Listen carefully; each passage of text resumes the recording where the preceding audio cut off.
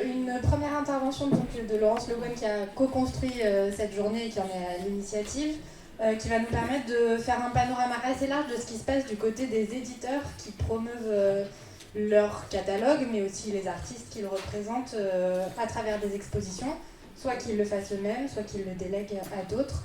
Et donc Laurence a interviewé plein de scénographes, d'éditeurs, de tout un tas de métiers finalement pour monter cette présentation. Et donc pour vous présenter quand même rapidement Laurence, même si on commence à la connaître, tu es docteur en littérature française, chercheuse associée au laboratoire du CELAM à l'université de Rennes 2 et à l'université de Leuven. Tu animes le site dédié à la photolittérature jeunesse, Miniflit. Et tes derniers articles s'intéressent au seuil des collections phototextuelles de portraits de pays pour la jeunesse, revue de texte image en septembre 2022, ainsi qu'à la nouvelle version du conte, Le Chaboté, photoshopé par Franck Horvat dans la revue Capture. Tu es l'autrice de 150 ans de photolittérature pour les enfants aux éditions Mémo, qui est présentée dans les vitrines, dans le hall, dans le cadre de l'exposition Lire l'enfance avec les éditions Mémo, et qui est la version grand public, on va dire, de ta thèse. De Hergé Landau, Une vie de photographe de 1896 à 1967 au Bec en l'air en 2022, et aussi commissaire de l'exposition qui tient à la mairie du 16e jusqu'à la fin du mois. Oui, et à la maison de la photographie Robert Doisneau, de l'autre côté du périphérique. C'est une aventure. Alors, bonjour, merci d'avoir privilégié cette journée d'études plutôt qu'une sieste, parce que là, c'est l'heure de la sieste. Merci d'être venu nous voir. Je suis trop loin du micro ? Bon. Alors, je suis le côté universitaire de la journée, moi. Alors, pour faire suite au développement de la matinée, je vais m'intéresser aux expositions conçues et développées par les maisons d'édition elles-mêmes. Pour tenter de cerner les caractéristiques de ces expositions éditoriales, je me suis appuyée sur 3 maisons d'édition avec lesquelles j'ai travaillé dans le cadre de mes recherches universitaires. La maison Mémo, maison d'édition nantaise, les éditions genevoises de la Joie de lire et celle des grandes personnes. Il m'arrivera au cours de ces développements d'esquisser quelques petits pas de côté vers l'exposition anniversaire de l'École des loisirs aux arts décoratifs, évoquée ce matin par Anne Monnier pour compléter mon étude. Pour dire quelques mots rapides sur chacune, la maison d'édition jeunesse nantaise Mémo a été fondée en 1993 par Yves Mestralet et Christine Moreau, le mais et le mot de Mémo. Avant 2017, la maison proposait seulement quelques expositions thématiques ou d'originaux. C'est après cette date que s'enrichissent les thématiques et se développe l'offre des expositions au volume, avec celle d'Anne Croza et Jay Wetrif notamment. Depuis 2020, expositions en volume, expositions à modules, expositions à manipuler et nouvelles thématiques sont créées régulièrement et voisinent avec les expositions de panneaux. La maison tient à disposition un catalogue de ces expositions. Concernant la Joie de lire, Francine Boucher a pris la direction de la librairie genevoise La Joie de lire en 1981 et créé les éditions du même nom en 1987. La conception d'exposition est, selon ses propos, liée à sa maison depuis le début de cette aventure. Francine Boucher indique elle-même être très attachée à ce mode d'expression qui, selon elle, permet de mettre les choses en 3 dimensions, de faire vivre un livre, un artiste, une collection d'une autre façon. Cependant, contrairement à la maison Mémo, aucun service de sa maison n'est dévolu à la gestion et à la conception des expositions. Enfin, la maison d'édition des grandes personnes a vu le jour en 2009 avec le soutien d'Antoine Gallimard. Contrairement aux 2 autres maisons d'édition, les éditions des grandes personnes n'ont pas de politique d'exposition. Ce sont plutôt les auteurs qui créent et développent les leurs. Toutefois, en 2020, la maison a conçu une exposition pour célébrer les 10 ans de son existence à la galerie Gallimard. Convaincue que l'exposition est une production éditoriale au même titre qu'un livre, je me propose d'étudier ce mode d'expression comme je le ferais d'un ouvrage, tentant d'abord d'identifier des catégories d'exposition éditoriale. Dans un second temps, je m'intéresserai au seuil de ces expositions, ce par quoi elles se présentent ou représentent. Et enfin, je tournerai les pages ou circulerai au cœur de ces différentes expositions. Je vous ai prévenu, c'est une communication d'universitaire. C'est beaucoup moins rigolo qu'un directeur de galerie. Alors, pour commencer, quelles sont les catégories d'exposition que ces maisons ont pu produire ? Il y a selon moi 2 catégories d'exposition. D'abord, celle visant à faire de la littérature un héritage culturel partagé et qui ambitionne d'immerger les visiteurs dans un environnement éditorial. Cette catégorie accueille elle-même plusieurs sous-catégories d'exposition. l'exposition anniversaire. En 2014, la maison Mémo fêtait à Nantes ses 10 ans avec l'exposition Mémo Mémo de la feuille au livre. En 2017, la Joie de lire fêtait ses 30 ans avec l'exposition La Joie de lire, la joie d'éditer, qui circula de la région rennaise à Paris et Genève. Cette année, la maison d'édition Mémo fête ses 30 ans avec l'exposition Lire l'enfance avec les éditions Mémo, que vous pourrez découvrir en fin d'après-midi. Et ces expositions fonctionnent donc comme un arrêt dans le temps, un bilan global des années écoulées. Il y a également l'exposition chronologique et je vais trop loin, hop, voilà. Et en 2019, les grandes personnes fêtèrent donc leurs 10 ans avec une exposition anniversaire d'un genre un peu particulier, puisque ces 11 grands panneaux permettaient de redécouvrir un auteur ou un ou plusieurs albums pour chaque année écoulée, et que cette exposition n'était pas conçue comme un bilan, mais comme une exposition évolutive, destinée à s'enrichir d'un nouveau panneau, année après année. Il me semble que Claire, c'est toi qui étais aux manettes de cette exposition. Ces deux sous-catégories d'exposition anniversaire rendent compte donc de la ligne éditoriale, rendent compte des collaborations ou du savoir-faire de chaque maison. Elles sont gouvernées par l'identité de la maison d'édition qui leur donne leur cohérence. Elles se veulent une vitrine de la production éditoriale. Et puis il y a selon moi une seconde catégorie d'exposition, celle relevant davantage de la création et mobilisant les références littéraires comme un matériau susceptible de nourrir un projet artistique original. Alors il y a d'abord l'exposition autour d'un auteur ou d'un livre créé par la maison d'édition. Ainsi Mémo loue ou vend des expositions qui reproduisent sur panneaux PVC des œuvres d'auteurs de chez Mémo ou des expositions en volume qui prolongent la lecture d'un ouvrage et font interagir l'enfant avec l'univers de l'auteur. On peut ainsi découvrir sur ces expositions le travail d'Anne Crozat, de Ghislaine Herrera ou de Colline Irwin.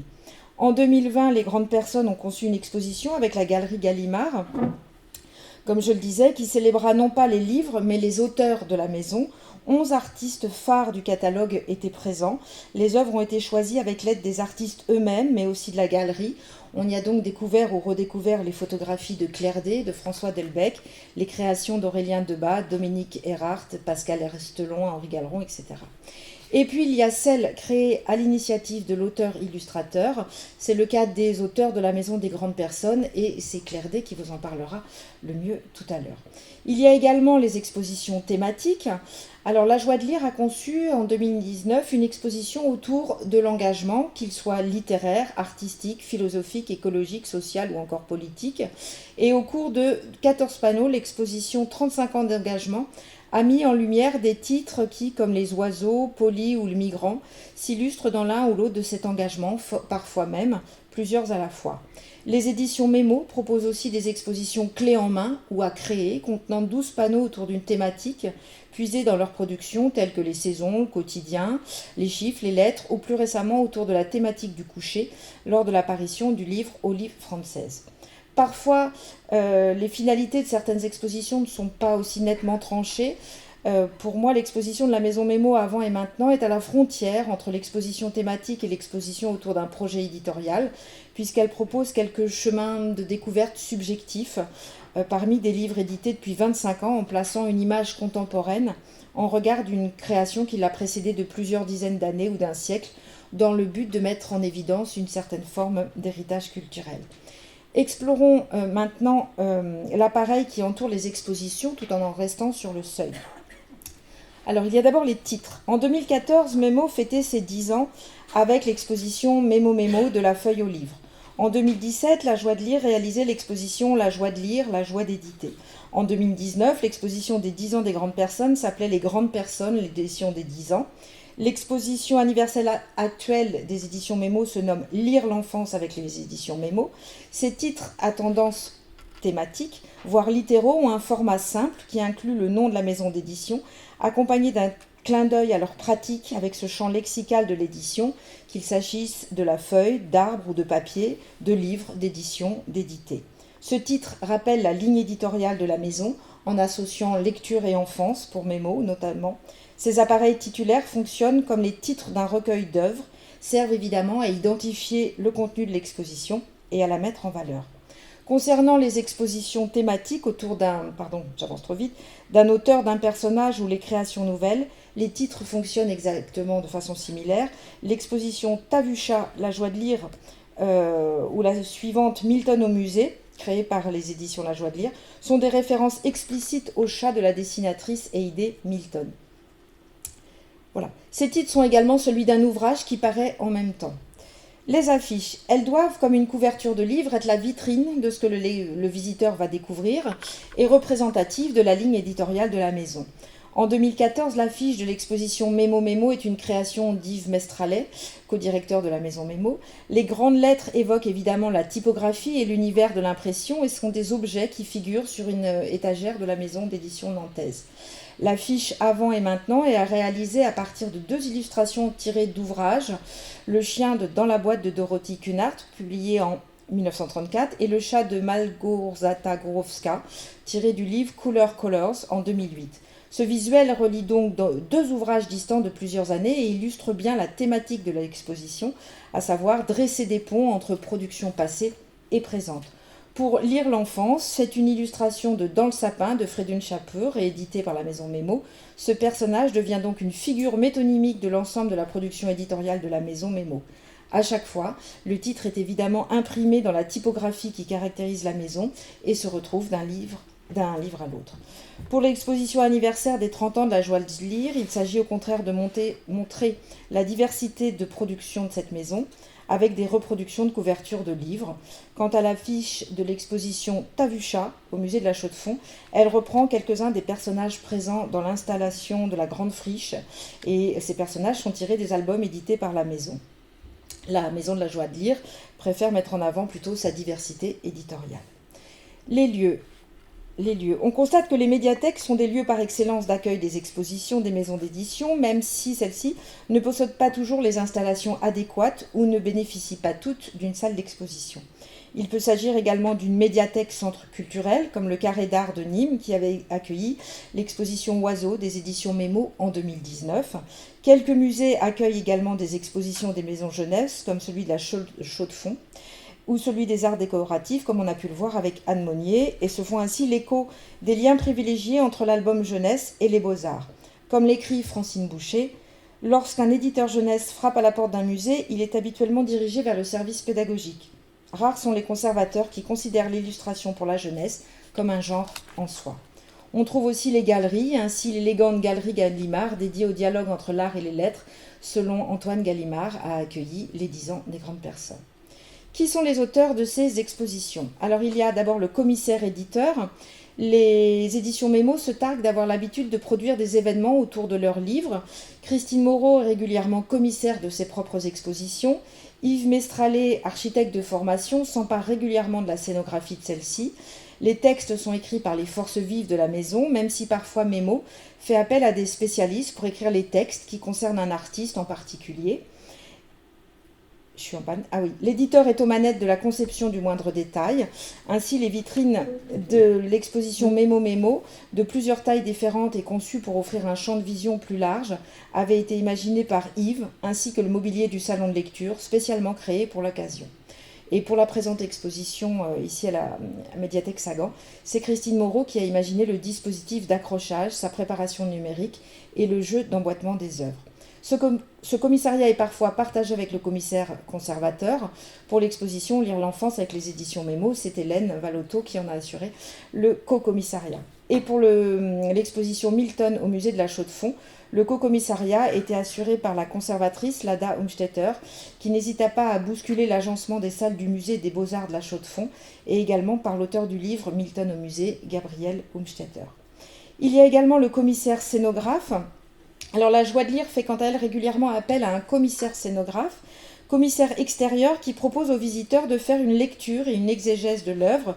Il y a création et recréation par la scénographie qui s'empare des systèmes d'accrochage, des éclairages, de la mise en volume des personnages sortis des livres, mais également de la transmédialité opérée par la mise en scène de jouets et de jeux. J'ai interviewé la scénographe rennaise Lénaïque Durel qui a travaillé plusieurs fois pour la Joie de lire. Son travail habituel consiste à démarcher les médiathèques, à proposer des expositions et s'occuper de contacter les auteurs-illustrateurs. Elle a construit les expositions de la Joie de lire lors des 30 ans de la maison en 2017, avec le statut à la fois de commissaire et de scénographe. Pour l'anniversaire de la joie de lire, elle a conçu une exposition susceptible de tourner dans 4 endroits, Genève, Paris, Quimper aux Ursulines et à la Maison du Livre de Becherel.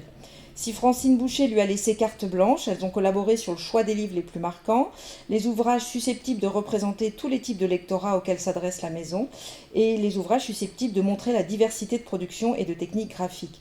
Elles se sont partagées l'écriture des textes de présentation. Francine Boucher a sélectionné les originaux et c'est Lénaïque Durel qui a conçu la mise en scène des ouvrages avec des objets. Elle a retrouvé les vrais jouets d'autrefois stylisés dans les imagiers. Elle a déniché les dinettes pour accompagner la série de livres de cuisine et elle a imaginé le mobile d'oiseau pour illustrer l'histoire de la baguette et du chef d'orchestre. Je vous montrerai une photo dans quelques instants. Et c'est Ancarel qui s'est occupé d'adapter l'exposition aux différents lieux dans lesquels tournait l'exposition.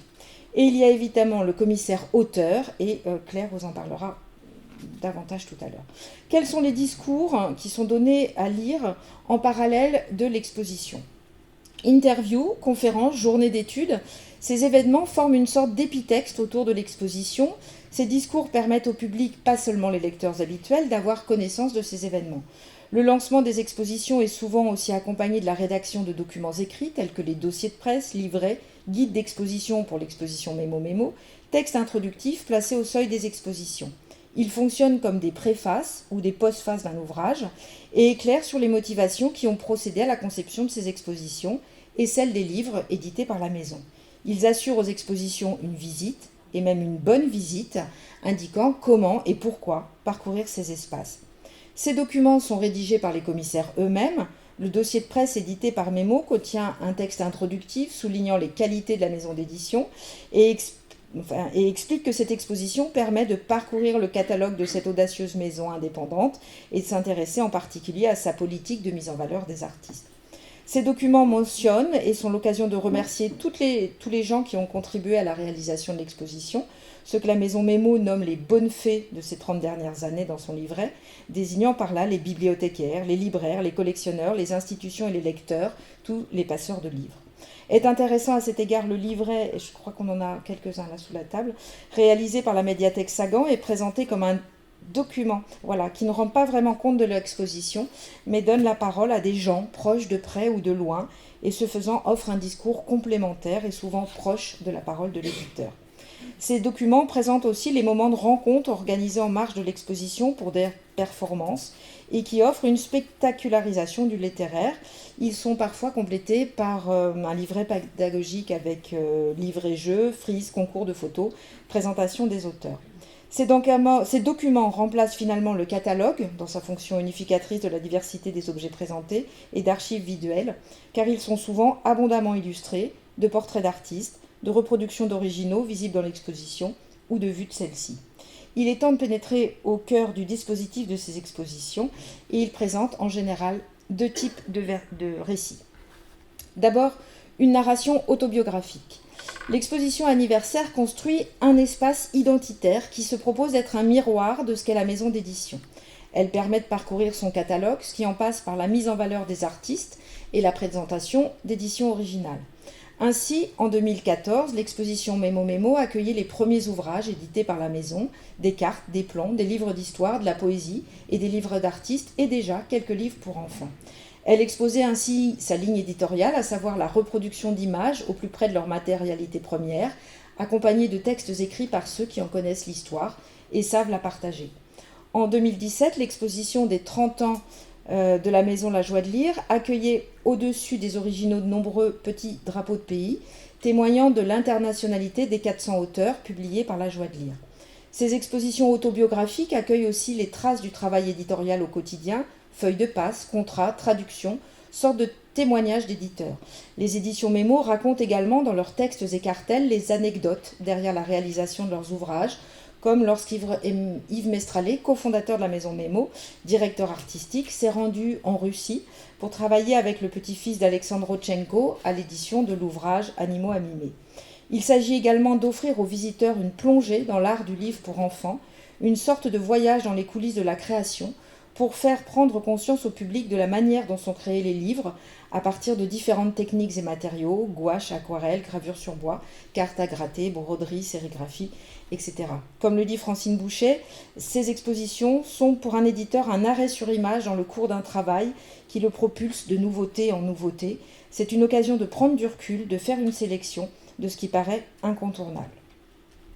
Concernant la fiction narrative, je parle de fiction narrative lorsque les maisons d'édition font appel à un artiste pour créer une exposition.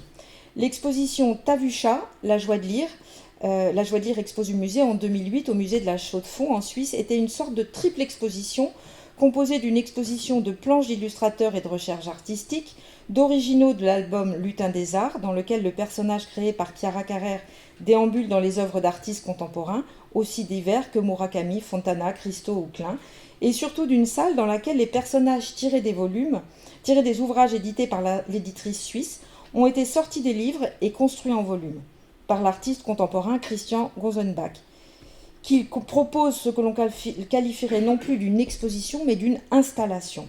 Je cite : « Une salle est donc jonchée de personnages, de fragments de décors, de morceaux de texte. Tous ces éléments sont extraits des albums des différents auteurs édités par la Joie de lire. Il n'y a pas de scénario, pourtant toutes les histoires sont là. C'est au visiteur de les recomposer selon son propre point de vue. Cette mise en scène propose des combinaisons possibles et improbables, révélant le potentiel infini contenu dans ces livres. Dans cette scénographie qui joue sur l'échelle des personnages, du décor et des éléments de mobilier, le visiteur est invité à se perdre dans une forêt peuplée de loups gentils, à s'asseoir sur une souche en carton et à se plonger dans la lecture sous le regard de Martha Lavache. C'est donc un espace où se mêlent lecture, loisirs, création. À cette occasion, le chat Milton, héros des ouvrages de l'illustratrice iranienne Heideh, est également installé un peu partout dans les collections permanentes et propose aux familles de découvrir les œuvres de l'art suisse et international des 19e et 20e siècles.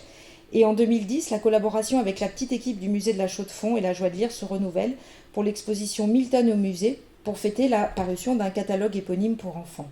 L'aménagement des salles de la collection permanente a été modifié, les œuvres accrochées à hauteur du regard des enfants, avec tabouret pour aider les plus petits à se mettre à hauteur des œuvres. L'illustratrice Heideh a redessiné et installé un Milton en regard et en résonance avec les œuvres exposées, partageant son point de vue sur les œuvres qui le frappent. Une œuvre accueillit même Milton en son sein et les enfants étaient invités à le retrouver. À l'occasion de ces deux expositions, le personnage, qui a déjà pour une part quitté l'œuvre pour s'installer dans l'imaginaire social, vient s'installer sur les murs d'une exposition. Je vais m'interroger maintenant sur la place de l'auteur. Dans les expositions des maisons d'édition, la visibilité de l'auteur est moindre et se limite bien souvent à un procédé métonymique. Il ne s'agit pas simplement de reconstituer les conditions de travail d'un écrivain, mais de l'installer au cœur d'une reconstruction fictionnelle de son univers, elle-même insérée dans la reconstitution d'un univers éditorial. Il n'y a pas de mythologie, auteur de l'ouvrage, d'auteur jeunesse. Pour l'exposition de l'École des loisirs au Musée des Arts décoratifs, et Anne Monnier l'a évoqué ce matin, les illustrateurs, comme elle nous l'a dit, ont été mis à contribution sous forme de carte blanche. Constance Guisset, scénographe, a rencontré chacun des artistes et leur a demandé comment ils pouvaient se projeter en 3 dimensions dans l'espace.